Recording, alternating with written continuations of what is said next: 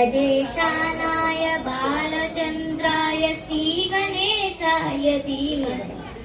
एकदन्ताय वक्रतुण्डाय गौरीतनयाय धीमहि गजेशानाय बालचन्द्राय श्रीगणेशाय धीमहि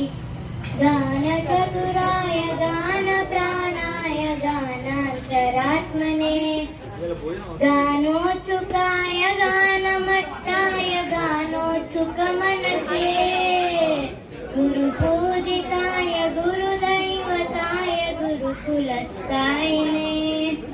गुरुविक्रमाय गुह्यप्रवराय गुणवे गुरुगुरवे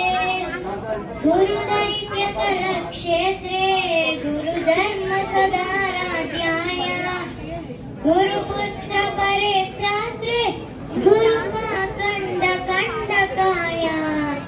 गीतसाराय गीततत्त्वाय गीतगोत्राय धीमहि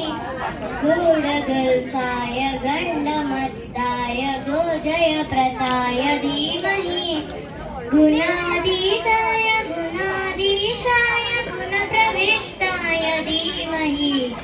एकदन्ताय वक्रतुण्डाय गौरीतनयाय धीमहि गजेशानाय बालचन्द्राय श्रीगणेशाय धीमहि